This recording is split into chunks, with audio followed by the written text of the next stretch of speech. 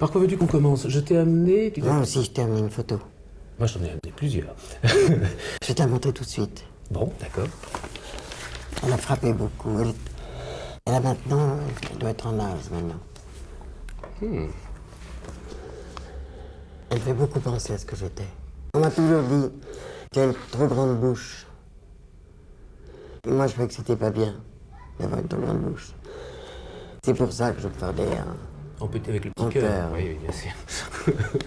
Ça, c'est la résultante de déjà plusieurs mois d'abonnement. Et je ne sais pas par quoi commencer pour te donner quelque chose qui ne soit pas trop épouvantable. Non, ça serait pour Hélène, et déjà je la trouve trop vieille, tu vois. Est-ce qu'elle était aussi jolie que ça? Le visage était aussi joli? Oh, c'est incroyable. Moi, je suis tombé folle d'elle. Quand on te lit, il est à la fois quand même tout à fait séduisant, souvent très faible de corps. Il n'est pas séduisant. Oui, attends. Il est émouvant. Oui, moi c'est comme ça que je le reçois. Oui. Tu as dit, il était fragile. Oui. Et sa fragilité me plaisait. Je vais essayer de chercher quelqu'un qui soit troublant et séduisant sans avoir le canon habituel du visage mignon que l'on utiliserait dans ces magazines. Il y a très peu de gens qui soient finalement tous les deux beaux et intelligents et amoureux l'un de l'autre. Ça n'arrive quasiment pas. Dans la version de scénario que tu avais faite de l'amant, tu as fait 2 scènes charnelles entre toi et la gonelle. J'ai une autre idée maintenant. Je la garde. Et elle reste habillée. Parce que ce qui m'aime tellement Berry, c'est les vêtements enlevés dans la tache de soleil. Oui. Ah non, ça, c'est assez beau. Ça peut être remplacé par des foulards ou des choses comme ça. Ce qui se dégage du roman, c'est un très grand appel et c'est un très grand désir, mais c'est pas la matérialisation du désir. Il n'a pas eu lieu d'ailleurs. Elle l'a toujours ignoré. Moi, je trouve que c'est plus beau comme ça. Je me suis aperçu que dans le roman, on ne parlait quasiment jamais des gestes. Parfois, tu dis que tu lui prends sa main, tu la poses sur ton sexe, que parfois c'est le contraire. Rarement plus. Dans une des premières versions du scénario que tu as fait, tu disais l'amour se fait là devant la caméra, dérangeant, brutal. Je souhaite aller aussi loin dans l'émotion et dans la sincérité que ce que tu dis dans ton texte, mais en étant capable de continuer à faire rêver le spectateur. Je crois qu'il faut... Oui, alors il faut pas... C'est pas l'amour qu'il faut montrer. C'est des états intermédiaires qui sont peut-être encore plus probants. C'est ce que je crois. Que l'amour même. Quand ils couchent ensemble pour la première fois, elle va dans la garçonnière, elle le déshabille. Et lui fait... ne bouge plus. Il se laisse déshabiller. Pour voir la scène, à mon avis, dans toute sa longueur. Bien sûr, dans cette première fois, ce qui est immensément intéressant, c'est tout ce qui se passe avant, parce qu'il y a un mélange de terreur et d'espoir et de volonté de ta part. Et d'une sorte de jeu. Elle n'a jamais fait ça de sa vie. Et en même temps, il y a un certain amusement. Puis la gravité vient, c'est le désir. Je vois beaucoup de silence dans la garçonnière. Par contraste avec la ville qui est éclatante, qui éclate à chaque fois. Et quand on ouvre les portes, elle entre comme ça.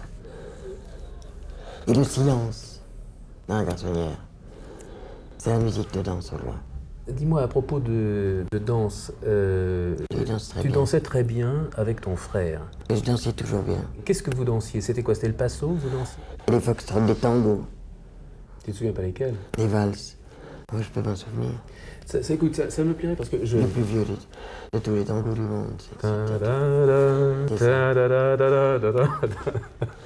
Tu sais que moi, de toute façon, je souhaite faire usage d'une voix off. Je vois 2 voix dans le film.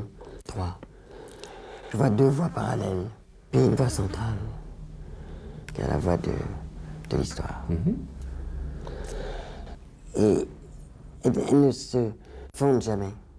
Je trouve que le moment où les 2 voix se rejoignent, d'une manière asymptotique, c'est dans la garçonnière. Ce qui est très extraordinaire dans le roman, c'est qu'instinctivement, toi, la blanche, tu as envie de connaître ta première émotion charnelle en Asie, avec un Asiatique, dans le cœur de l'Asie. Et... J'ai pas choisi ça, c'est arrivé. Oui, mais c'est arrivé pas par hasard. C'est que, plus fort que toi, c'est ta nature te l'a obligé, te l'a imposé. Tu essayes de te dégager de ta mère sans... J'essaie de sortir de la famille. Mais oui, c'est clair. Oui. Tu vas à Cholène, c'est pas par hasard. Une autre que toi... Je veux me perdre. Oui, mais tu veux te perdre pas n'importe où. Pour tu veux te toujours. perdre là où tu sais que tu appartiens. Dans la ville chinoise, dans les odeurs de soupe, dans les odeurs de viande grillée. C'est une voie aussi parallèle, celle-là. Oui. Parce qu'il y a aussi que... Je sais qu'à partir de ce moment-là, quand je vais coucher avec un Chinois, je crois absolument que personne ne voudra de moi. Que personne ne voudra de moi comme épouse. Et que le but de ma mère, c'est de me faire épouser. Et tu déclares à ta mère que Je veux écrire. tu veux écrire. Je dis, tu sais que je veux écrire des livres. Et elle a ri. Et elle a haussé les épaules. Dit. Oui. Ça te passera. On parlait de ces voix asymptotiques. Ça se rejoint, mais ça ne se touche jamais. Oui, mais la voie centrale, qui est la voie le lit, la garçonnière, les choses fermées, l'intérieur de l'auto, Bien sûr, le cocon, la bulbe, la nuit, le bulbe. la nuit aussi. Voilà une jeune femme qui fait l'amour quotidiennement, plusieurs fois quotidiennement, avec un Chinois qui a eu énormément de maîtresses. Comment tu n'es pas tombée enceinte? Première question, mais ça tu y réponds partiellement. Tu dis, c'est comme un métier qu'il aurait, Oui. donc j'imagine. Comment a-t-il fait pour passer à travers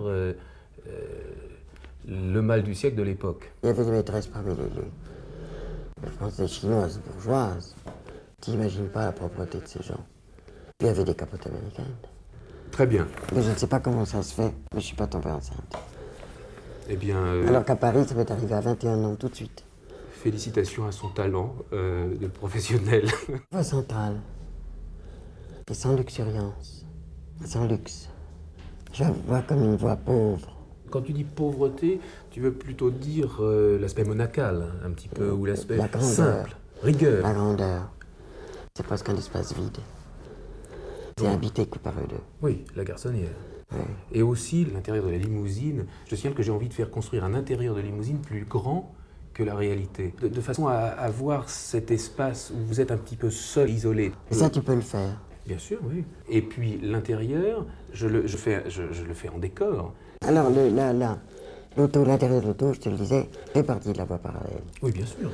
Et l'antichambre, Oui, oui, la tout à chambre fait. des amants.